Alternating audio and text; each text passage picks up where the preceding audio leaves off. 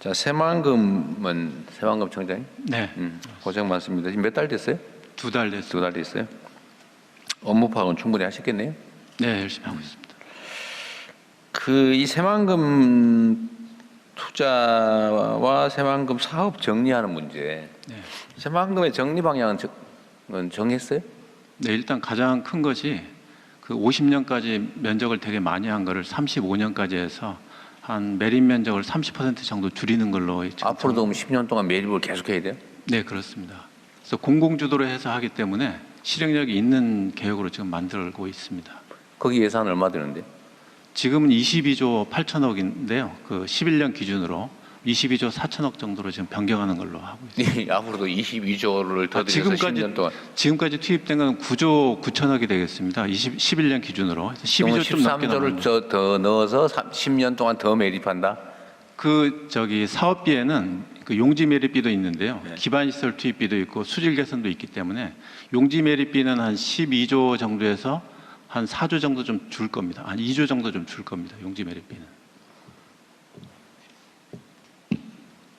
면적을 대폭 줄이고 산업단지용으로 뚜렷한 목적을 가지고 그렇게 이제 매립을 할 거고요.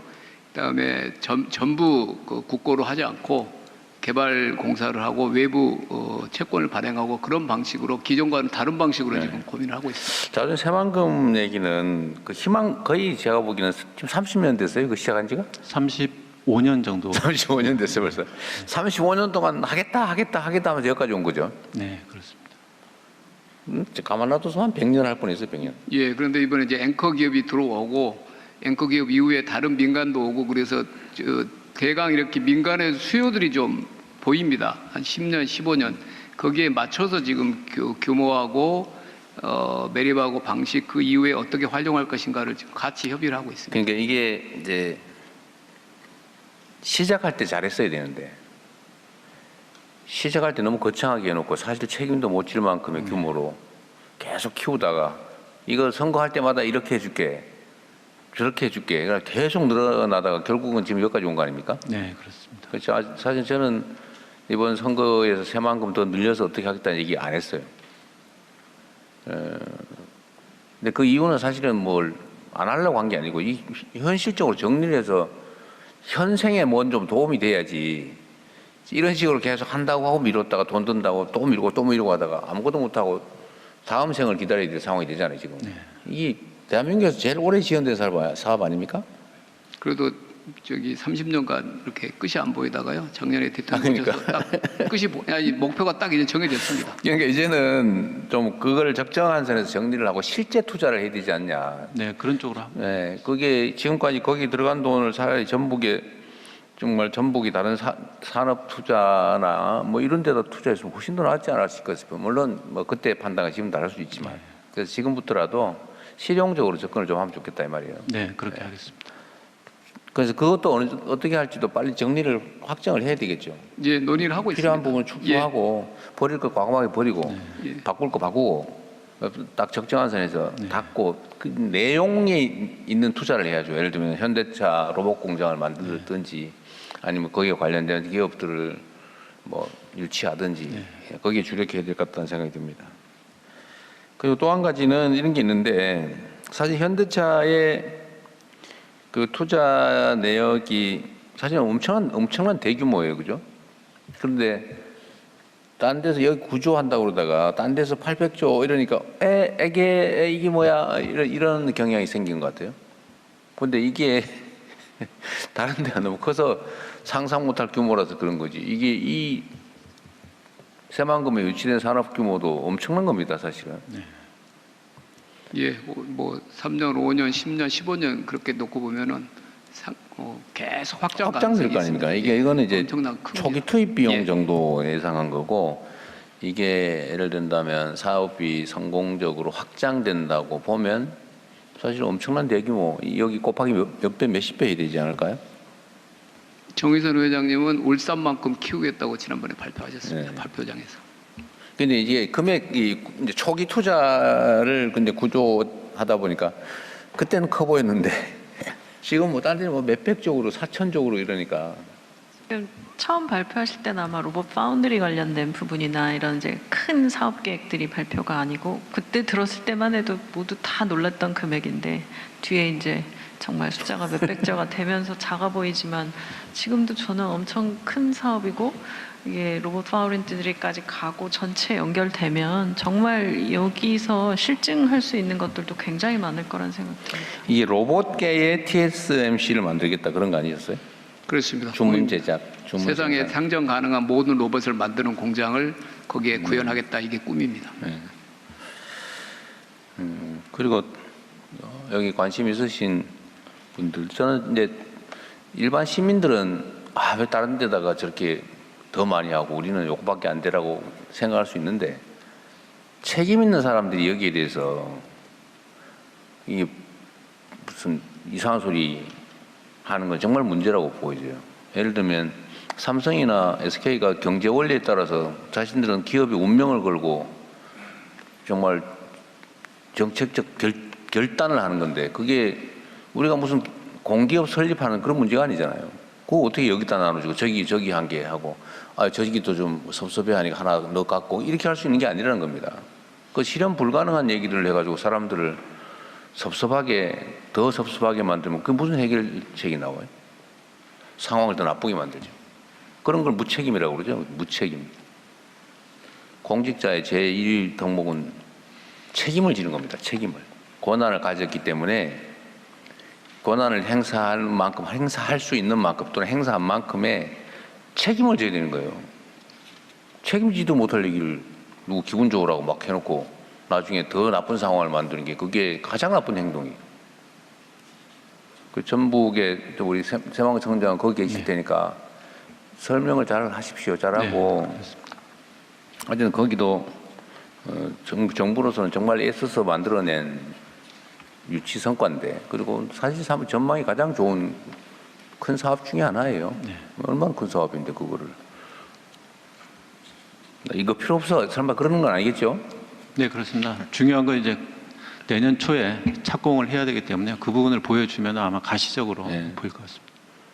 그리고 가능하면 장래 전망이나 이런 것들에 대한 이해도 좀 높이면 좀 달라질 겁니다. 이게 현대는 최초 발표라서 이게 큰 장기 계획 전체가 아니고 그중에 일부 초기 이것만 순박하게 좀 그런데 하여튼 초기 것만 이렇게 내는 바람에 이렇게 된 거다.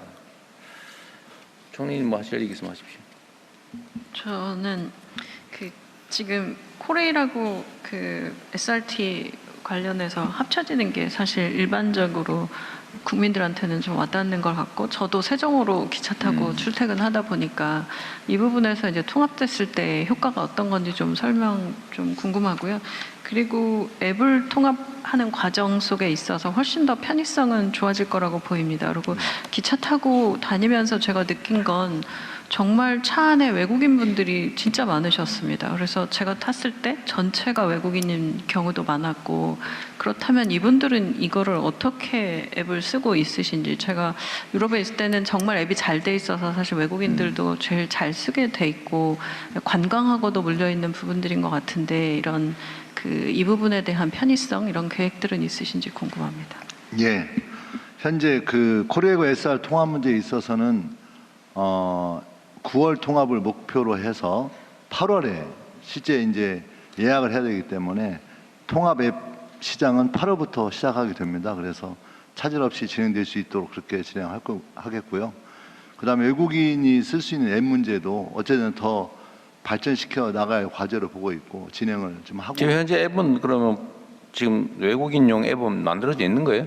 현재 그건 제가 안 그러니까 만들어서 담당해서 알고 있는데요. 얘기 한번 해보십시오. 확인 좀 아는 필요할 것 사람. 같은데요. 현황이 어떤지 앞으로 어떻게 할 건지. 네, 지금 현재 외국인들도 KTX에 대해서 예매를 하고 있고요. 다만 외국인들이 이제 1개월까지밖에 예매를 하고 없어서 2개월로 확대하는 것을 10월까지 추진하려고 하고 있습니다. 외국인용 앱이 있냐 없냐 물어봤는데 나중에 알려주세요. 확인해서 나중에 보고 네, 드리겠습니다.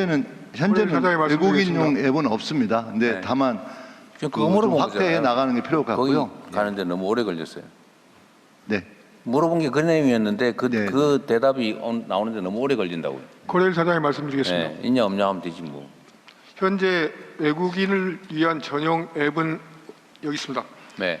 외국인을 위한 전용 앱은 없지만 각 역에 AI 통 번역기를 배치를 하고 있습니다. 그리고 외국인. 실제로 외국인들을 위해서 티켓의 현지 판매 채널을 이용을 하고 있습니다. 그래서 약 네. 95만 명이 사용하고 있습니다. 알겠습니다. 어쨌든 없다는 거고요. 근데 사실은 국내 내국인용 앱을 다른 언어로 바꾸는 건 사실은 조금만 신경 쓰면 될 일이 요즘 세상에는 예. 뭐 옛날처럼 이렇게 입력 안 해도 되잖아요. 예. 예. 그것도 역시 인공지능을 활용해서 만들면 전환하면 순식간에 할 수 있죠. 약간 예. 수정되는 것만 수정만 하면 될 테고.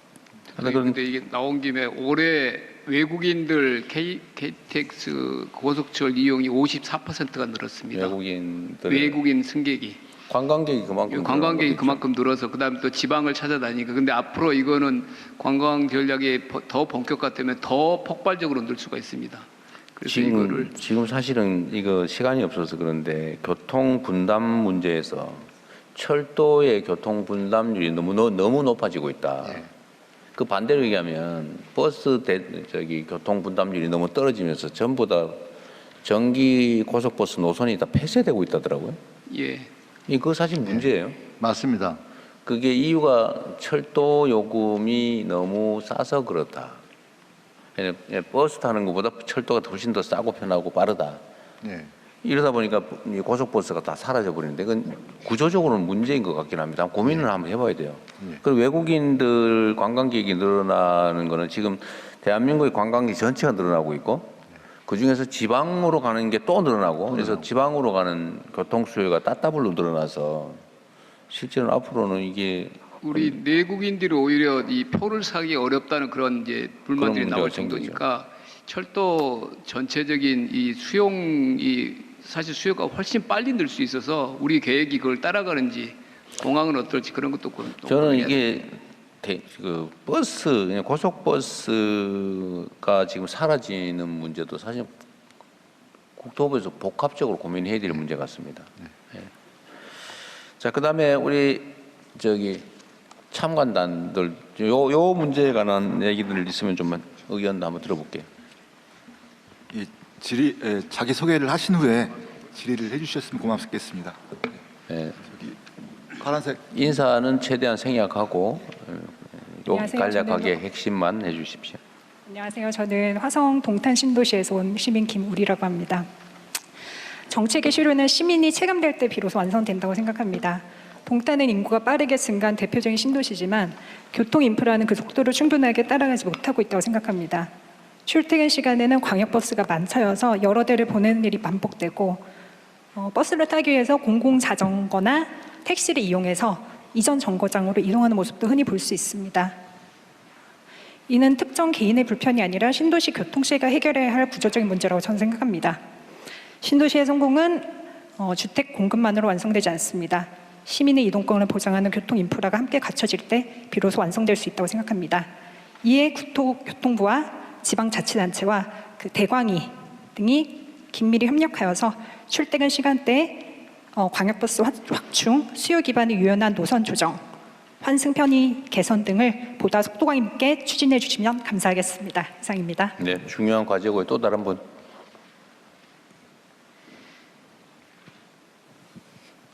저는 안전에 대해서 말씀을 드리겠습니다. 대통령님께서는 국민의 생명과 안전을 최우선의 국정과제로 강조하셨습니다. 그러나 건설 현장에서는 여전히 안전보다는 비용을 생각하는 사회입니다. 국토교통부는 건설 현장 안전사고를 예방하고 국가 경쟁력을 높이기 위해 건설 신기술 제도를 운영하고 있습니다. 관련 규정에 따르면 발주청은 건설 신기술이 기존 기술보다 시공성과 경제성 등이 우수하면 이를 설계에 반영을 하고 국토부 장관은 신기술을 우선 적용 공고할 수 있습니다. 또 국토교통부는 건설 신기술 인증 기업에게 각종 지원과 혜택을 제공하고 있습니다. 그러나 현실은 건설업이라는 이유로 실질적인 지원과 혜택 받기는 어려운 경우가 많습니다. 또한 담당자 건설 신기술을 단순히 권고사항으로 인식하고 있습니다. 비용만을 판단하는 경우도 많습니다. 국민의 생명과 직결된 안전한 신기술은 비용뿐만이 아니라 안전성, 환경성, 현장 적용성을 종합적으로 검토하여 우선 적용해야 합니다. 저는 건설 현장의 추락 사고와 해체 공사의 붕괴 사고를 예방할 수 있는 스마트 건설 신기술을 지정받았습니다. 그럼에도 해체 현장에서는 여전히 해체 특성에 맞지 않는 기존 비계를 권고하고 관행적으로 사용하고 있습니다.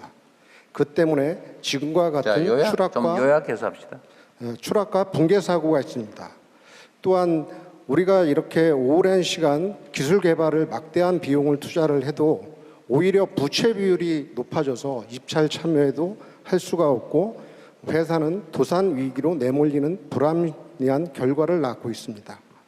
또 아울러 해체 분야의 잘못된 관행과 부정부패로 인한 막대한 국가 예산이 낭비되는 점을 제가 서면으로 제출할 테니 꼭 한번 검토해 주시길 바랍니다. 이상입니다. 네. 또 다른 분. 저기 가급적이면 좀 요약해 주면 좋겠어요. 타이의 매신 이사님. 안녕하십니까. 저는 의정부시에서 온 김윤진입니다. 먼저 이렇게 초대해 주신 대통령 감사드립니다. 국가 기반 시설, 철도, 도로 등을 구축할 경우 지방 부담률을 지방 재정 자립도에 따라 차등 적용해 주시기를 부탁드리고 싶습니다. 저희 의정부시 같은 경우는 수도권 정비계획법 여러 가지 규제에 의해서 자립도가 지금 22.11%로 경기도에서 26위로 가장 낮은 수준에 거의 머물고 있습니다. 그래서 지금 철도를 한다 보면 70%는 국가에서 부담해주고 지방에서 30%를 저희들이 부담하고 있습니다. 이렇게 지방 재정 자립도가 낮은 지자체는 30%라는 부담이 굉장히 큰 비용입니다. 따라서 지자체 발전에 과용 자선을 이용할 수 있도록 국가에서 더 많은 지원을 해주시기를 부탁드립니다. 감사드립니다. 네. 또 저기 여성분, 예, 저쪽에.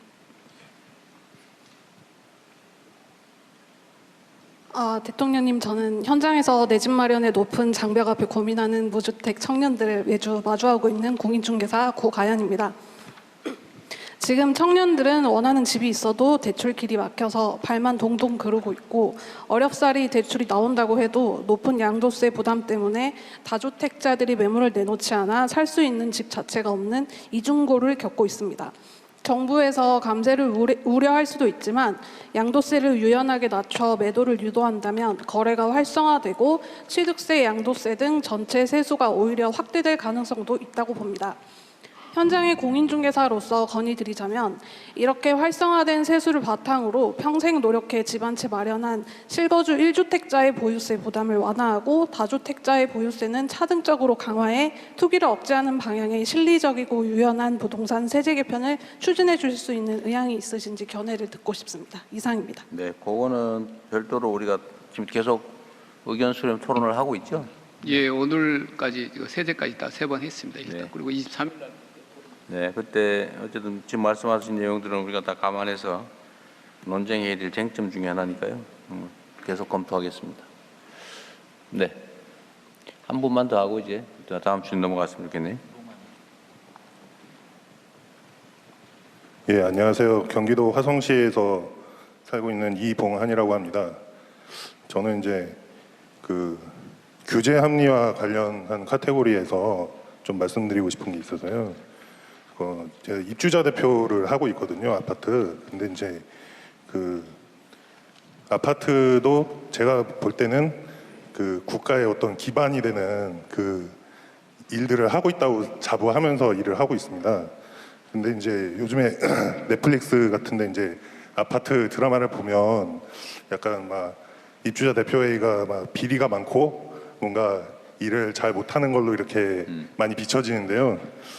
이제 뭐 그런 것들도 이제 화제가 되기도 하고 관심도 생기고 있으니까 이번 기회에 좀 그 예전 같으면 이제 통반장님들인데 아파트 입주자 대표회의 분들이 뭔가 역량을 강화시킬 수 있는 그런 정책들이 좀 펴주셨으면 감사하겠다는 생각을 하고요. 이게 약간 이제 규제 합리화랑 약간 엮인 게 뭐냐면 그 보통은 이제 시나 도에서 그 조례를 만들어서 이제 저희가 일을 하게 되는데 그 거의 이제 대부분이 못하는 것만 나열이 돼 있습니다.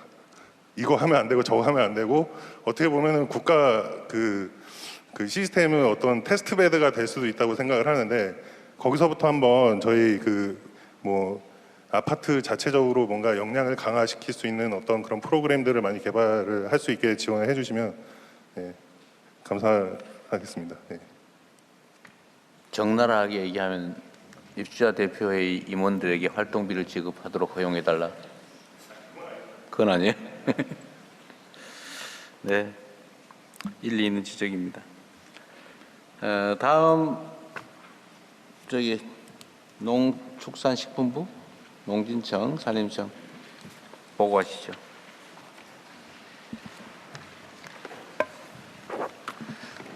예, 농림축산식품부 대변인입니다. 두 번째 세션은 농식품부와 두 개 청의 업무 보고입니다. 먼저 송미령 농식품부 장관, 이승돈 농촌진흥청장, 박은식 산림청장이 차례로 주요 업무를 보고드리겠습니다. 예, 농림축산식품부 보고 드리겠습니다. 먼저 영상을 보신 후에 보고 시작하겠습니다. 국민과 함께하는 농업, 희망을 실현하는 농촌. 정책 결과가 국민의 삶을 어떻게 바꿨는지에 늘 초점을 두어야겠습니다. 농업인과 국민의 더 나은 삶을 위해 지난 1년간 쉼없이 달려왔습니다. 첫째, 농업인과 국민의 삶을 든든히 지켰습니다. 둘째, 경제에는 활력을 불어넣었습니다.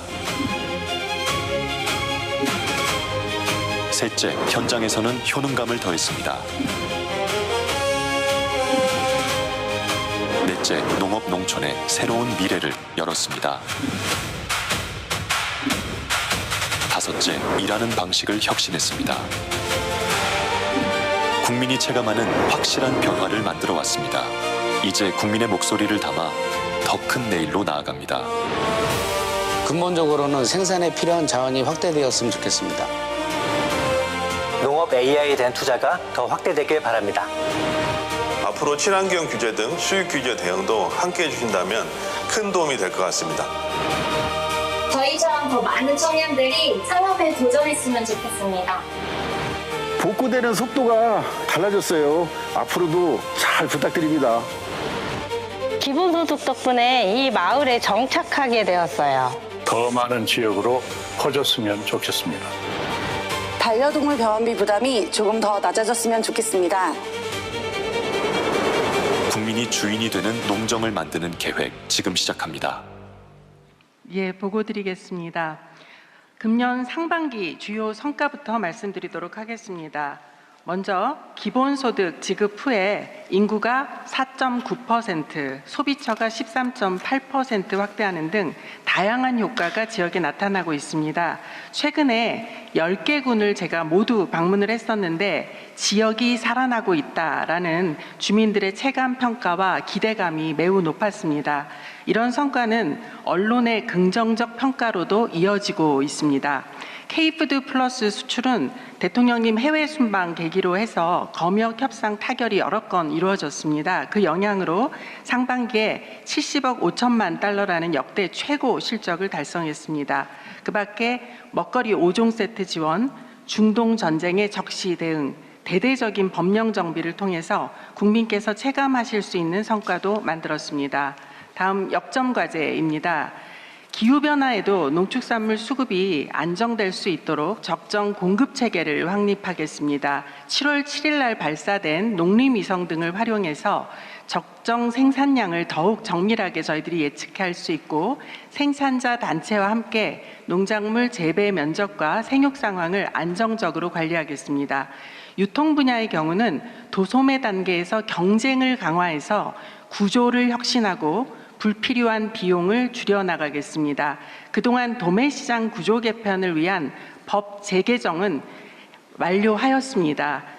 하반기에는 이 법에 따라 강화된 도매법인 평가로 독과점 구조를 완화하고 온라인 도매시장 내에 산지 직거래를 활성화해서 유통비용을 획기적으로 낮추겠습니다. 또한 소비자들이 인근의 마트 가격들을 비교할 수 있는 AI 기반 가격조사 앱도 시범 출시될 예정입니다. 다음 페이지입니다.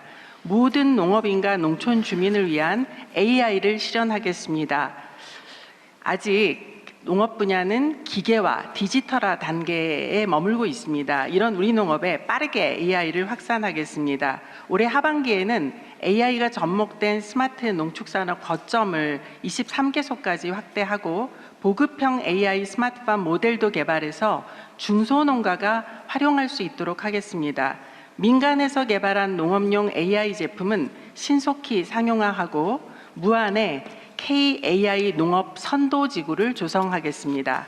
AI를 통해서 농촌 주민의 생활 여건도 개선하겠습니다. 농촌형 교통 모델, 돌봄과 같은 생활 서비스와 농정 관련 민원 서비스에 AI를 접목해서 편리성과 접근성을 제고하겠습니다. 다음 페이지입니다. 농업 경영 위험에 대한 국가 책임을 강화하겠습니다. 수입 안정 보험의 품목 확대, 가격 안정제 신규 도입, 재해복구비 지원 확대 등 농업인의 소득 안정 장치를 대폭 강화합니다. 또한 필수 농자재 가격 상승 시에 단계적 대응 방안을 마련하고 공공형 계절 노동 등도 대폭 확대합니다. 현장의 공동영농 우수 사례를 확산하고 농작업 시에 안전관리를 강화함으로써 우리 농업인이 안심하고 농사지을 수 있는 여건을 마련하겠습니다.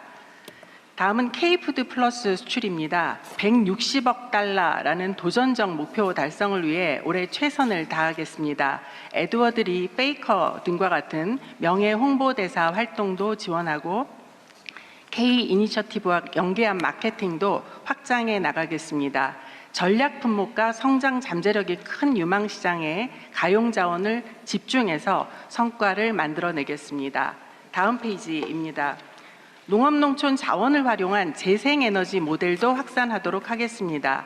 일단 영농형 태양광 시범사업의 경우에는 2개소인데요. 즉시 착공하도록 하겠습니다. 햇빛소득마을 조성 시에 저수지 등을 활용해서 농촌 태양광이 신속히 늘어날 수 있게 지원하겠습니다.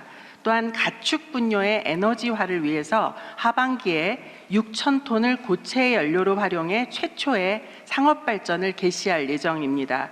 동물복지 정책은 실질적인 복지로 정책 패러다임을 전환하겠습니다. 반려동물뿐만 아니라 농장동물, 봉사동물, 실험동물 등 다양한 동물의 복지 수준이 높아질 수 있도록 동물복지 기본법 제정과 동물복지진흥원 설립을 추진하겠습니다. 또한 현장의 요구가 많은 진료비 부담 완화, 관련 서비스 확대를 위한 노력도 병행하겠습니다. 다음 페이지입니다. 속도감 있는 개혁을 통해서 농정의 기본 틀을 바로 세우겠습니다. 먼저 농협개혁의 경우는 감사위원회 독립과 중앙회장 조합원 직선제를 골자로 하는 1차 개혁 법안이 발의되어 현재 국회에서 논의 중에 있습니다. 1차 개혁안을 신속히 처리하고 경제사업 활성화와 같은 후속 개혁 과제도 연내에 마련하겠습니다. 농지 전수조사의 경우는 7월 14일 기준으로 기본조사 목표의 71.1%가 진행되었습니다. 무단 휴경, 불법 전용 등이 의심되는 27.6%의 농지는 심층 조사를 추가 실시할 예정입니다. 전수조사하면서 농지 거래가 위축된다거나 임차농 피해가 우려된다는 현장의 걱정이 있습니다. 이에 대해서 직거래 플랫폼도 만들고 임대차 특별 정비기간 등을 통해서 현장 우려를 해소하고 있습니다. 그러나 처분 농지 같은 경우에 농지은행이 충분히 매입하기 위해서 재정당국과도 협의할 필요가 있습니다. 다음 페이지입니다. 기본소득 확산을 통해서 기본적 삶이 보장되는 농어촌을 만들어 나가겠습니다. 8월 달부터는 화천 등을 비롯해서 현재의 10개 군에 7개 군을 더해서 기본소득이 추가 지급됩니다. 사업 취지를 훼손하지 않는 범위 내에서 주민들이 불편하다고 여기는 사항도 해소해 나가도록 하겠습니다. 28년 본사업에 대비해서 시범사업 성과를 심층적으로 분석하고 연내에 농어촌 기본소득법 제정도 완료하도록 하겠습니다. 또한 기본소득을 마중물 삼아서 사회연대경조직을 육성해서 농촌에 부족한 사회서비스를 확충해 나가겠습니다. 다음 페이지입니다. 농촌의 다양한 자원을 활용해 지방주도 성장을 이끌어 나가겠습니다. 139개 농촌 시군별로 공간계획을 수립해서 그 지역 특성에 맞게 공간을 재구조화하고 음식, 관광 등 다양한 자원을 활용한 지역 특화 산업도 육성하겠습니다. 농업농촌에도 청년들이 창업할 수 있는 다양한 분야가 있습니다. 최근 10년간 농촌 창업 증가율은 연평균 7.5%입니다. 이는 우리나라 전체 창업 증가율보다 높습니다. 어제 제가 농식품 스타트업이 참여한 창업박람회를 다녀왔는데 200개 테크 기업들이 참여를 했습니다. 청년들이 상당히 많았고요. 근데 그 농식품에 결합되는 그 테크뿐만 아니라 첨단 산업이 아니더라도 우리 농업 농촌에는 귀농 귀촌, 농촌 관광, 태양광 이렇게 다양한 분야에서 청년들이 창업할 거리들이 매우 많고 청년들이 이를 원하기 때문에 이를 농식품부가 촘촘히 지원해 나가도록 하겠습니다. 다음 페이지입니다. 농식품부는 정상화 추진 TF와 워크숍 등을 통해서 현재 39개의 과제를 발굴하였습니다. 이 과제들 중에 상당히 흥미로운 것들이 많은데 안전 문제를 고려하면 농기계의 그 주행형 농기계의 음주운전도 금지해야 된다라는 의견도 있었고요. 2장을 선출하는데 1인 1표로 개선해달라. 현재는 호당 한 표였던 모양입니다. 그런 지역이 예, 그래서 이런 의견들이 많이 이야기가 돼서 정말 생각지도 못한 과제들이 발굴이 됐습니다. 그래서 저희들이 선정된 과제는 속도감 있게 정상화시키도록 하겠습니다. 마지막 현안 과제 말씀드리겠습니다. 많은 국민들께서 관심을 갖고 계시는 농축산물 수급과 관련된 문제입니다. 사실 농축산물 가격이 높으면 우리 국민들한테 부담이 되고 또 가격이 너무 낮아지면 우리 농업인들이 힘들어합니다. 그래서 적정 가격이라는 게 상당히 중요한데 이게 생산량에 따라서 출렁일 수밖에 없습니다. 현재 상황은 그 가격이 높은 품목, 계란이 그렇습니다. 이 계란은 공급을 저희가 최대한 확대할 수 있는 다각도의 방안을 모색하고 있습니다. 채소류는 지금 가격이 너무 낮아서 문제입니다. 이런 경우에는 소비 촉진을 비롯해서 저희들이 다양한 정책 수단을 통해 수급 균형이 유지될 수 있도록 최선을 다하겠습니다. 여름철 되면 재해도 걱정입니다. 그래서 저희가 이상기후 때문에 재해 발생 우려가 커졌기 때문에 올해는 평시하고 비교하면 2만 개소 이상 더 많은 취약지 점검을 완료하였습니다. 인명피해나 농작물 피해가 발생하지 않도록 철저히 대비를 할 것이고 만약 피해 발생을 한다면 즉각적인 복구 조치 등이 이루어지도록 최선을 다하겠습니다. 이상입니다. 네, 수고하셨어요. 박수도 한번 하시죠. 농진청장님 바로 이어서 보고 드리겠습니다. 네, 38쪽입니다. 농촌진흥청 소관 보고 드리겠습니다. 농촌진흥청은 올해 상반기 농업인의 생명과 안전을 지키고 대한민국 농업의 미래 경쟁력을 높이는 데 집중하였습니다. 대표적으로 영농부산물 7만 2천 톤을 파쇄하여 산불 예방과 미세먼지 저감은 물론 농업인의 영농 부담까지 줄였습니다. 하반기에는 3가지 과제에 집중하겠습니다. 현재 현장 밀착형 농작업 안전관리 체계를 강화하겠습니다. 폭염에 대비하여 전국에서 선발한 1천여 명의 온열 질환 예방 요원이 고령 농업인 등 취약계층을 밀착 지원하고 농작업 안전관리자가 위험 요인을 사전에 계산하여 농작업 재해를 예방하겠습니다. 둘째, K농업기술을 세계로 확산하겠습니다. 새마을운동중앙회 코이카와 협업으로 라오스와 방글라데시의 농촌 개발을 지원하고 몽골, 중앙아시아 등 수원국에는 우리 농업기술을 확산하겠습니다. 셋째, AI 기반 미래 농업을 실현하겠습니다. 농업기술 특화 AI 에이전트는 AI 이사기를 고도화하여 농업인이 언제 어디서나 맞춤형 영농기술을 활용할 수 있도록 하겠습니다.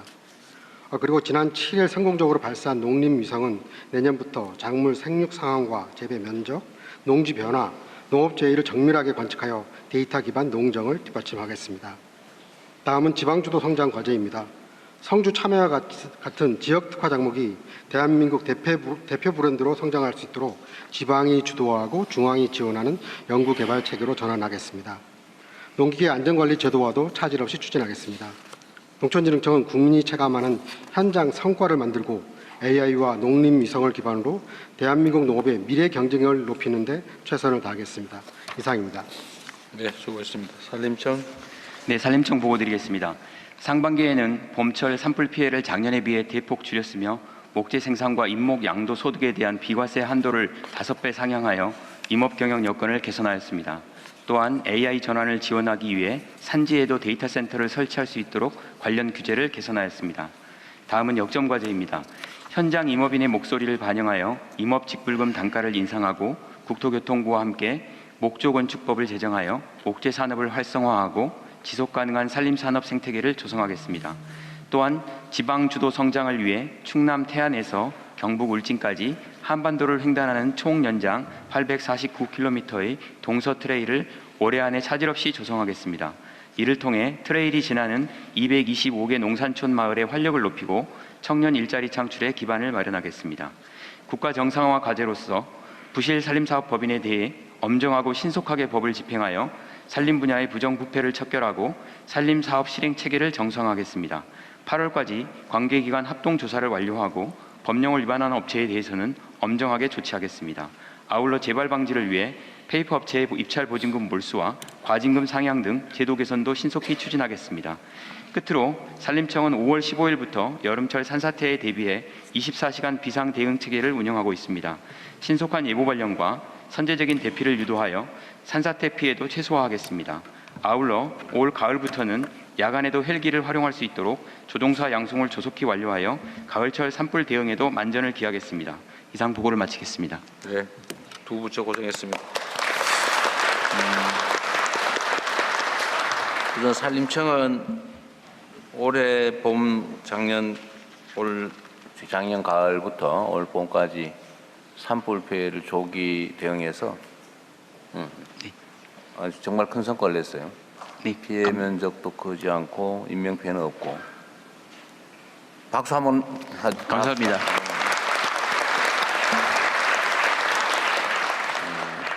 공직자들 뭐 다른 부처들도 다 함께 군도 그렇고 소방도 그렇고 다들 같이 애써 주셨는데 하여튼 우리 공직자들이 열심히 대응한 덕에 어쨌든 죽는 사람도 없고 산림 피해도 어쨌든 내년에 비해서 100분의 1로 줄었다 그런 얘기잖아요. 네. 정말 잘하셨습니다. 공직자가 어떻게 하느냐에 따라서 세상이 어떻게 바뀔 수 있는지를 보여준 모범적인 사례라고 생각돼요. 앞으로는 더 열심히 해주시겠죠. 감사합니다. 열심히 하겠습니다. 99.3에서 99.5 정도로 이렇게 갈수록 힘들어지고 있습니다.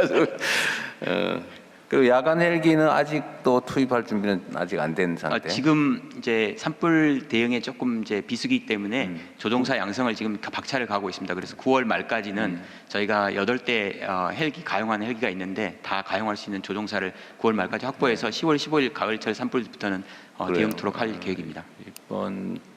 그러니까 그게 야간에 운용 가능한 헬기를 사놓고 그걸 얼마 동안 도대체 운영을 하는 거예요. 아예 사지를 말든지. 어쨌든 야간 산불 진압이 가능한 헬기는 어쨌든 그 용도로 샀잖아, 그죠? 비싸게 주고. 네, 그렇습니다. 근데 그걸 몇 년 동안 아예 안 쓰고 있으면서 또 사고. 네. 앞으로는 그런 일이 없어야 되겠죠. 네, 철저히 고치도록 하겠습니다. 그리고 국가 자산을 다 필요해서 샀으면 그걸 최대한 잘 활용하는 게 공직자 또 국가기관으로서 책임이자 의무인데 앞으로 그러지 않았으면 좋겠어요. 네. 밤에 주로는 산불이 확산되잖아요. 네. 낮에는 진압을 하지만 밤에는 진압이 안 된다고 사실상 내두니까 밤에 확 퍼져버리는 거 아니에요. 바람이라도 불면 그냥 대책이 없는 거죠. 네, 그렇습니다. 근데 밤에는 주로 지상 진화대원들이 산에 올라가서 직접 진화를 하고 있습니다. 그러니까 그거 가지고는 사실은 되게 어렵죠. 네. 그 야간 헬기가 이제 야간에 운영하다 보면 좀 조종사들의 안전 문제가 조금 그렇긴 있는데요. 하죠. 안전에 신경 쓰면서 최선을 다하도록 하겠습니다. 그래야죠. 네, 그것도 일이니까. 그리고 그냥 관심인데 이 목조 건축법을 만들면 국산 목재 생산이 실제 활성화돼요. 목재 지금 우리나라의 목재 원목으로 건축에 사용할 수 있는 경우는 그리 많아 보이지는 않는데 요즘에 이제 원목으로 사용하는 한옥 같은 경우는 원목으로 사용하는 경우가 많고요. 근데 그 외에도 CLT라든지 이렇게 집성재라 그래서 목재를 인위적으로 이렇게 붙여서 다시 붙여서 만드는 거 그렇습니다. 그런 용도로 원목 자체를 쓰기에는 우리나라 목재의 질이 그렇게 좋지는 않죠. 지금 많이 좋아져 가지고요. 이제 목재 산업계의 의견에 따르면은 지금 목재가 생산이 좀 되면 충분히 쓸 수 있는 목재들이 많이 그래요? 나온다 이렇게 생각하고 있습니다. 우리나라는 지금 오래전부터 화목으로 안 쓰고 그냥 키우다 보니까 숲은 우거졌는데 그 쓰지를 잘 못하는 상황이죠. 네, 그렇습니다. 그리고 농진청은 제가 관심 있는 부분 하나는 농진청이 지금 해외 원조 사업의 일환으로 농진청 어디? 네, 그렇습니다. 원조 사업의 일환으로 농업 지원 사업하죠. 네, 그렇습니다. 주로 뭐예요? 주로 농업- 벼농사 가르치는 거 이런 거 합니까? 벼농사도 있고요. 또 축산 쪽에서 낙농 기술도 들어가 축산도. 있고요. 또 병해충 그러니까 저개발 국가는 병해충에 대해서 되게 취약합니다. 그래서 병해충에 대해서 좀 가서 기술만 해주면 거의 100% 이상의 증수를 하는 경우도 있습니다. 예를 들면 아프리카 같은 경우에 땅은 넓은데 사람들이 굶잖아요. 네. 근데 거기에 예를 들면 농업 기술을 가르치거나 개간을 해서 아니면 그 뭐 무슨 관계 시설 같은 걸 해주면 농사가 되죠. 됩니다. 충분히 됩니다. 그런데 거기 대개는 방치하다시피 하고 가난하게 먹을 거리도 없어가지고 고생하고 그러지 않습니까? 네, 그렇습니다. 근데 그게 왜 그렇게 지금 다른 나라 사례들도 보고 이제 국제화돼서 보기도 잘할 테고 나름의 열망도 있을 텐데 왜 그렇게 방치되고 있을까요? 그냥 하면 되잖아요. 예를 들어 논 만들어서 좀 원시적이긴 하지만 물길 대고 벼씨 뿌려서 키우고 그러면 되는데 왜 안 저희들이 할까요? 들어간 지역은 잘 됩니다. 그래서 약간의 선도 그리고 사업이 저희들이 만약 빠져나온 다음에 지속 가능성이 낮습니다. 그러니까 아까 말씀하신 것처럼 관계시설 그런 것들이 해줘야 되는데 그 관계시설을 하려고 할 의지가 별로 없습니다. 의지가 문제군요. 예. 그래서 말씀하신 새마을운동 그쪽하고 같이 해가지고 우선 공동체의 의지를 또 만드는 것들을 저희들이 이번에 하려고 준비하고 있습니다. 물리적 요건은 갖춰져 있는데 가능하고 네. 그런데 문제는 사람들의 의지의 문제다. 네, 의지가 있고 그 다음에 저희들이 과학기술로서 농업기술로서 수단을 만들어주고 그런데 그걸 할 때 지금 현재 코이카 쪽에서 들어가는 인프라 쪽을 저희들이 같이 공유하게 되면 거기에 이제 인프라와 기술과 거기에 있는 공동체의 의지까지 된다면 이제 자립이 가능할 거라고 저희들이 생각하고 있습니다. 그러게 제가 새마을 운동중앙본부에 가서 내가 일부러 그때만 가봤는데 네. 새마을 운동을 전파하는 것 거기다가 물리적 지원, 네. 관계시설 만들고 논밭 만들고 예를 들면 씨앗 개량하고 또 현지에서 지도하고 지금 올해 그래서 9월에 라오스가 시작되고요. 11월에 방글라데시가 시작됩니다.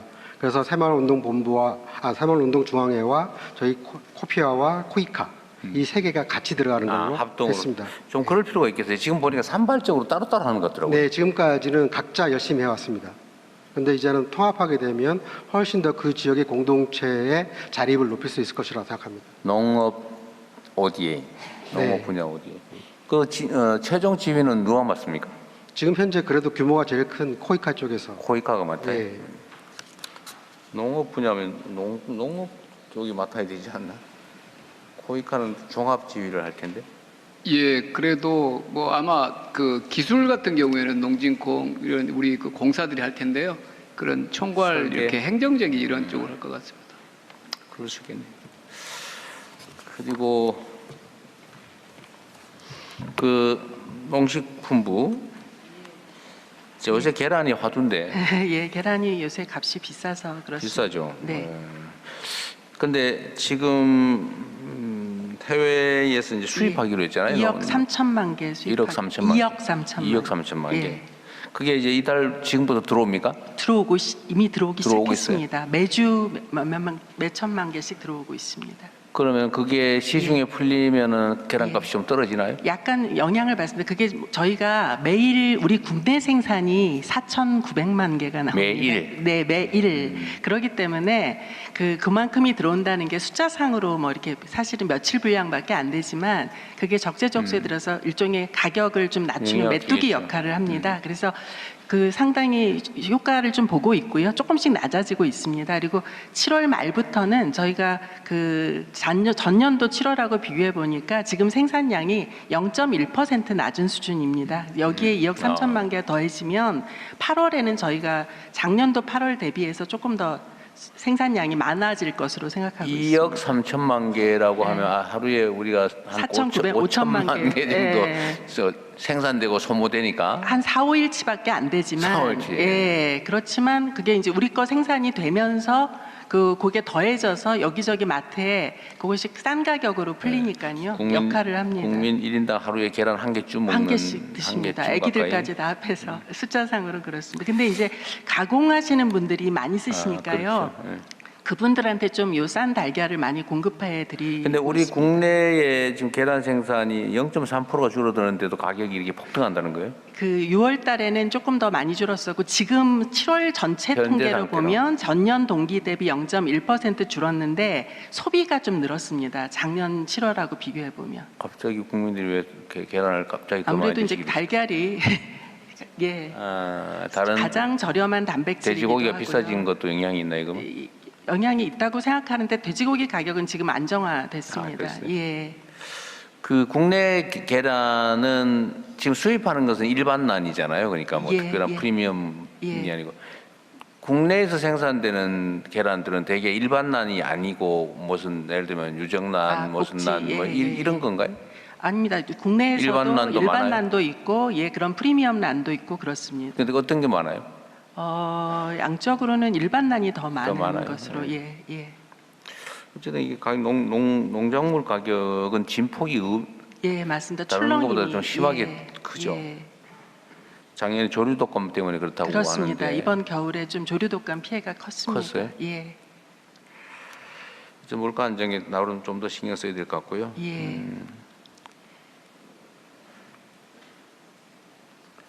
그 농어촌에 이게 여기 소관인지는 잘 모르겠는데 교통 대책이 있지 않습니까? 예, 이게 지금 교통, 예. 면단이나 이런 데에 인구가 계속 줄어들다 보니까 예. 남은 사람 몇 명 안 되고 예. 거기다가 버스 운행을 정기적으로 계속 하는 것도 비용이 커서 갈등이 많을 것 같은데 네. 그 상황 혹시 아세요? 예, 농어촌 교통 모델 사업을 저희가 하고 있고요. 네. 82개 군 지역 같은 경우에는 농어촌 교통 모델이라고 해서 일종의 그러니까 수요자가 필요할 때 운행을 하는 뭐 이런 방식으로 합니다. 그러니까 통근 시간에는 고정 노선을 하더라도 근데 수요 이제 이게 응답형 교통 체계로 예, 근데 이게 그 택시를 보내줍니까? 택시 아니고 뭐 이렇게 마이크로버스 같은 이런 형태인데요. 그럼 부르면 오는 걸로? 네, 그렇게 가는데 그게 사실은 시간이 굉장히 대기 시간이 길고 몇 사람 안 타고 하니까 이 부분을 좀 효율화해보자 해서 올해 저희가 AI를 여기에 도입한 모델을 저 5개 군에 먼저 도입을 합니다. 통계를 뭐 봐서 돌아다닐 수도 있겠죠. 그렇죠. 그래서 그 부분을 하게 되면 저희가 영암 같은데 시범 사업 한 것을 데이터를 보니까 대기 시간도 거의 절반으로 줄고 타는 사람이 그러니까 늘어났다고 합니다. 어쨌든 수요응답형으로 수시 운행하는 게 예. 훨씬 더 싸죠. 그렇습니다. 예를 들면 전기선을 하려면 운전기사의 유지비, 관리비 등등이 들 텐데 그냥 부르면 가서 차 맞습니다. 태워다 오는 게 훨씬 지금은 싸게 먹힌다. 그렇습니다. 그래서 주민들의 부담은 버스 요금 수준으로 줄여줘야 되는 거 아닌가요? 그렇습니다. 예. 아무래도 이제 그 부분의 취약 지역 노선에 대해서는 보조도 들어가고 그렇게 돼 있습니다. 전남에 어디 보니까 무슨 100원 택시인가 이런 거 그때 운행했었는데요. 하는 지금도 지역들이 하고 여러 있어요? 지역들이 있습니다. 100원 택시. 그다음에 이거는 보고에는 없는 것 같은데 동물복지 전담 기구, 예. 동물복지진흥원. 복지진흥원 또는 복지청 뭐 진흥원, 예. 그건 어떻게 돼가고 있어요? 그게 우리 대선 공약이기도 할 텐데. 예, 그게 저기 총리님 주관으로 해서 전 총리님 주관으로 해서 총리실에서 민간 전문가들하고 관련 부처하고 저희가 사회적 논의를 진행을 했습니다. 작년 12월부터 올해 3월까지. 그래서 결론이 난 거는 총리실에 반려동물 정책위원회를 두고, 예, 위원회를 두고, 근데 이게 뭐 수의력 문제도 있고 검역 문제도 있고 하니까 동물 보호나 복지 업무는 농식품부가 추진을 하면서 관련 부처랑 같이 논의를 해가는 구조를 만들었고요. 그래서 요 문제에 좀 전담할 수 있는 일종의 기타 공공기관으로 동물복지진흥원을 설립을 하자, 이렇게 좀 결론이 지어졌습니다. 우리가 공공기관 통폐합을 하고 있는데 새로 만드는 게 부담되긴 한데 필요할 것 같긴 해요. 뭐 동물은 또 많이 늘고 있을까요? 근데 업무가 사실 엄청 많아요. 이게 애완동물들이 많이 크니까. 예.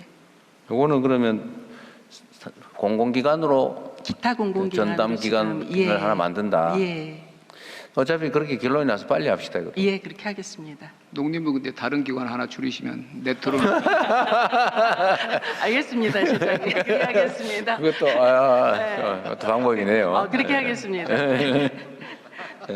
동물 복지원 이건 좀 빨리 추진을 하기로 하고 설계를 잘 해야 되겠네요. 예, 그렇게 하겠습니다. 그다음에 반려동물 가구들이 지금 진료비가 너무 비싸다고 아까 보고에 있긴 하던데. 예, 맞습니다.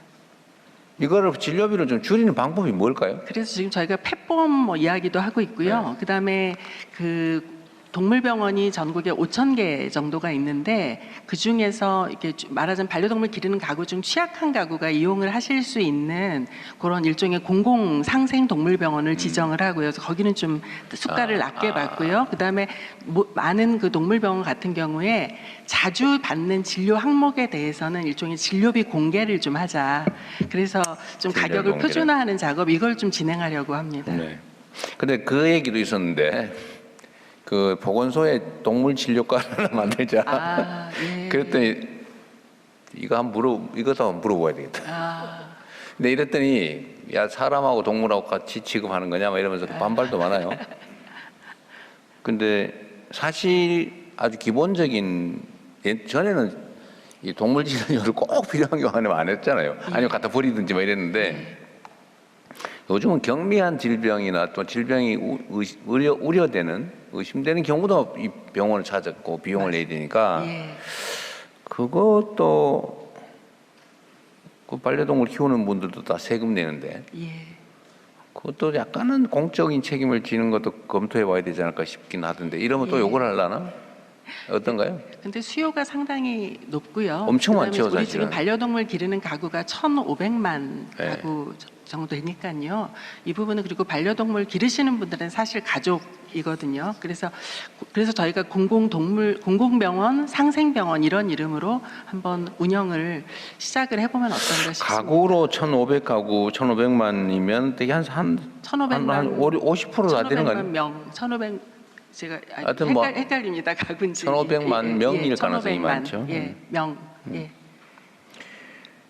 근데 이것도 근데 사실 반려동물을 키우지 않는 보호하지 않는 국민들 입장에서 그게 말이 되냐 이런 생각이 또 일면 들기도 해요. 갈등이 있습니다. 사람도 지금 제대로 책임을 못 지면서 무슨 맞습니다. 동물까지 뭐 그런 생각이 있어요. 예, 그래서 전면적으로 또 이거를 확대하기가 또 쉽지 않은 그런 측면도 있습니다. 공공 영역에서 반려동물에 대한 지금 예를 들면 뭐죠 그게 새끼 못 낳게 하는 뭐 중성화 이런 건 지금 돈을 들여서 하고 있는데 유기동물 관리 이런 것도 사실 꽤 비용이 들긴 하는데 여기에 대해서는 별로 아직은 이견이 없는데.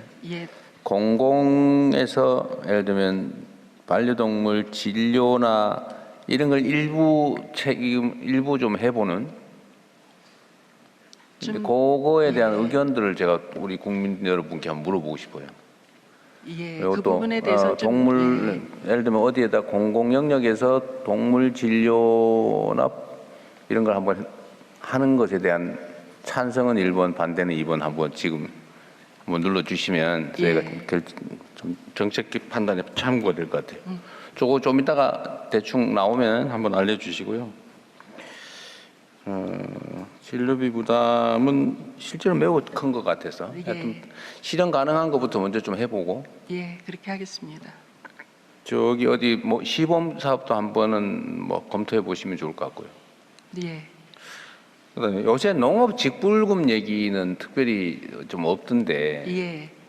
좀 실태가 어떻습니까? 지금 파악 중에 있습니다. 대통령 또 말씀 주셔서요. 전에 보니까 뭐 정치인들이 농업 직불금 받았다고 막 그만두고 막 그런 데까지 있었는데 요새는 그런 건 없는 것 같긴 한데 예, 말로는 지금, 예. 실제 어떤가 모르겠어요. 지금 이제 조사 중에 있는데 이게 농지조사 하는 것하고도 사실 관련이 됩니다. 농지조사 하는 게 이제 임대차에 있어서 일치하지 않는 것은 그게 이제 경영체로 등록이 돼야 직불금을 수령을 하기 때문에 지주가 임대차 계약을 해주지 않고 예를 들면 직불금을 수령을 하고 농사는 다른 분이 진다 뭐 이런 이야기도 있고 그렇게 하고 있는 사람을 내가 봤어. 아 예. 근데 절대 소문 내면 안 된다고 그러더라고. 자기가 그 농사 지을 기회를 뺏긴다.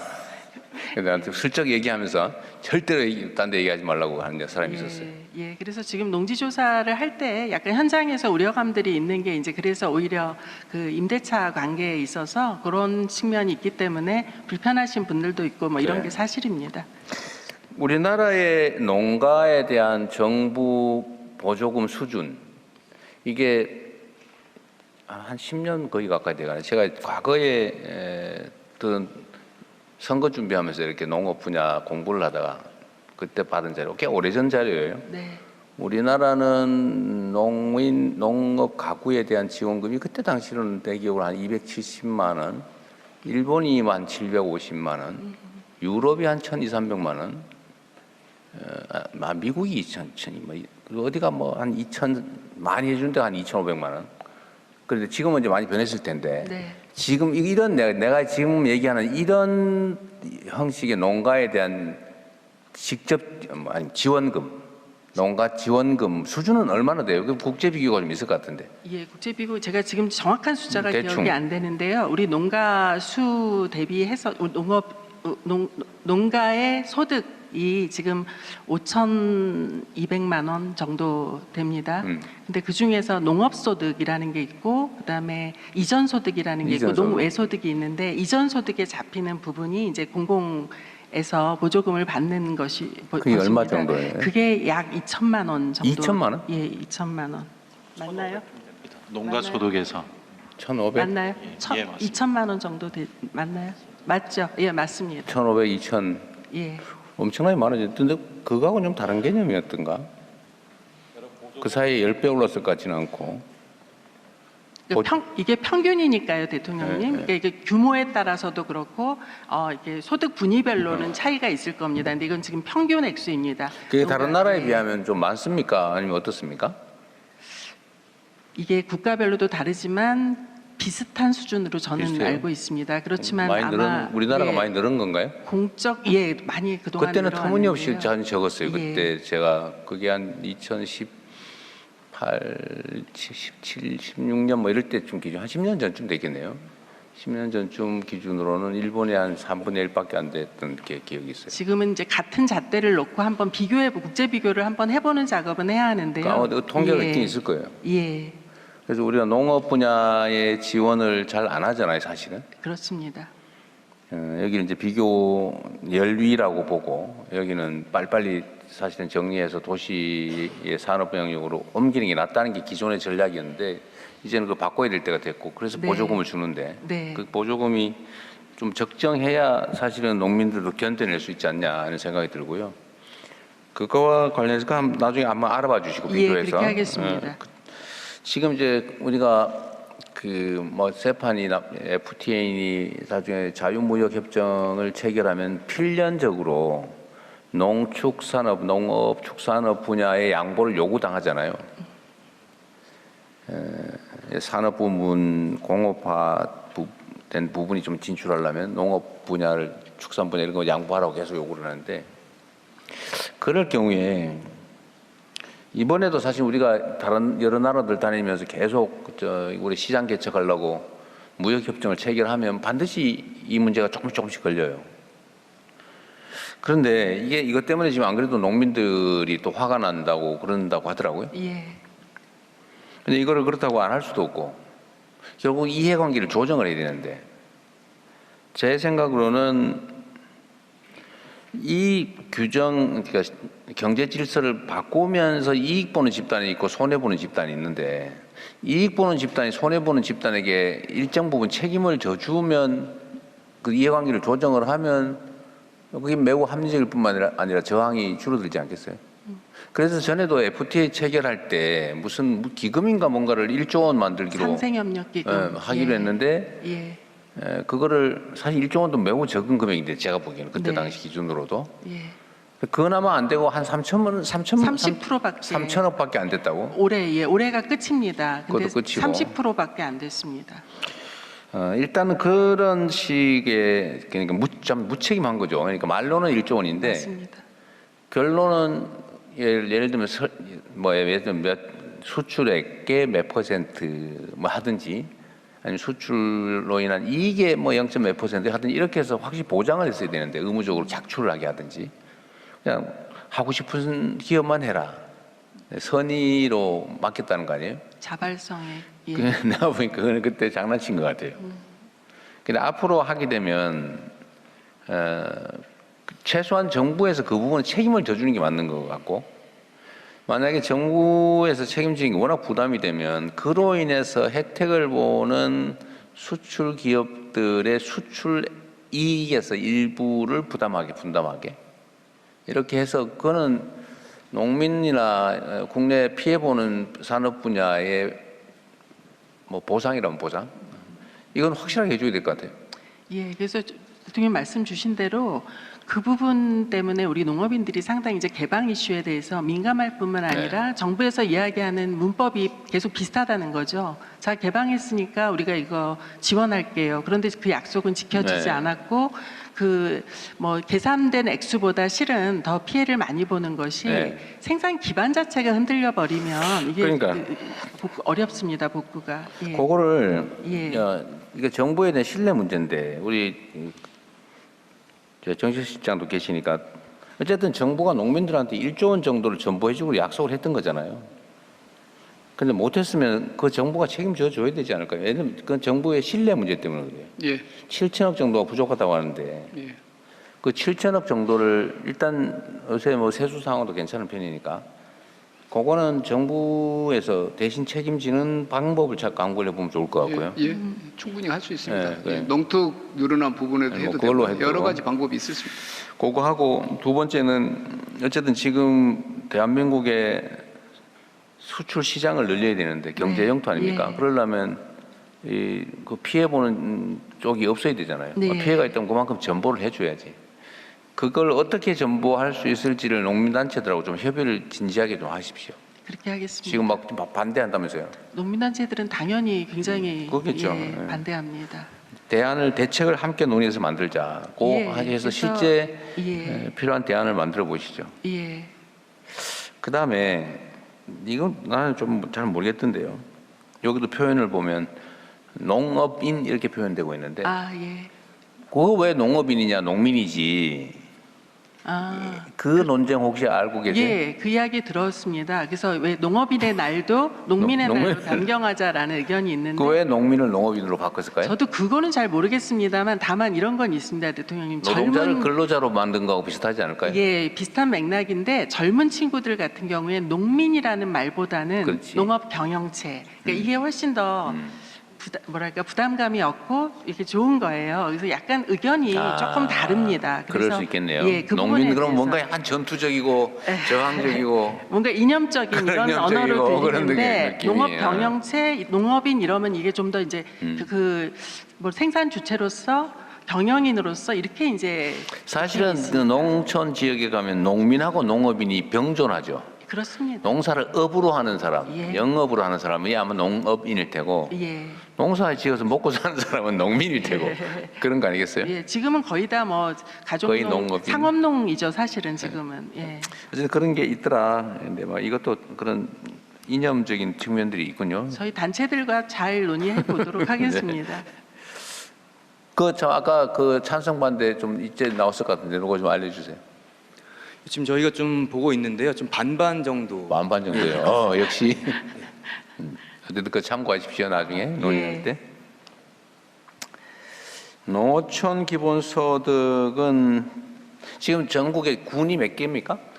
80 몇 개인데. 예. 근데 지금 인구 우리가 감소 지역 농어촌은 69개입니다. 그 중에서 예. 그렇지 양평 이런 데 늘어나니까. 예.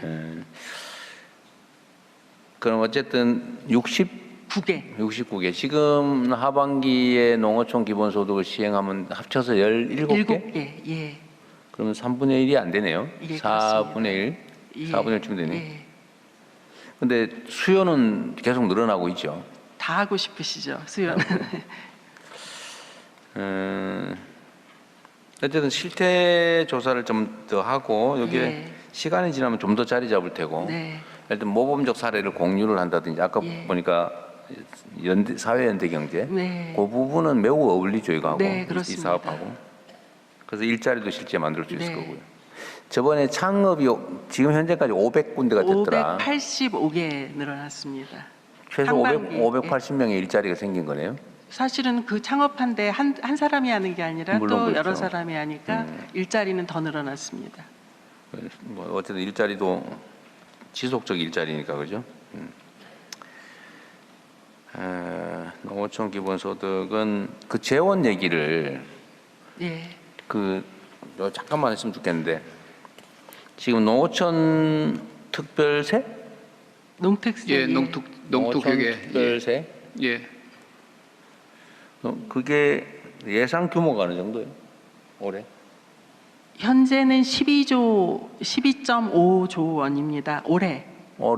예, 올해는 작년에 예, 작년에 편성한 올해 농특세가 12.5조고요. 자체 사업비가 있고 여기서 공익직불금이 있고 지특회계로 또 넘겨주는 게 있고 이렇습니다. 근데 사실은 이 농특세가 12.5조라는 게 농특세 거치는 게 부족하기 때문에 일반 회계에서 일로 넘어와서 이렇게 형성된 거라서요. 옛날에는 오히려 부족했었다. 예, 부족했습니다.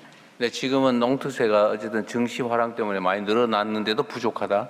그러니까 올해는 아직 그 재원이 반영되지 않은 거고요. 이게 그러니까 작년에 편성된 올해 굴러가는 예산액이 이렇습니다.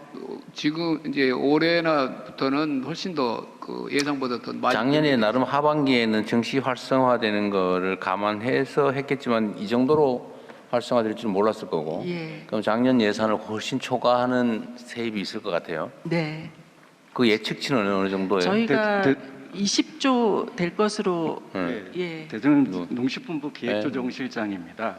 그 올해는 18조 5천억에서 한 원래 20조, 예산은 원래 얼마였어요? 작년에는 9조 2천억 정도. 올해 세수를 9조 정도로 예측을 했는데 예, 작년도에는 9조 2천억. 작년도에 예측한 올해의 세수가 그러니까 작년도의 올해는 세수가 그 예산 저희가 예측한 거는 8조 5천억 정도 예측을 했습니다.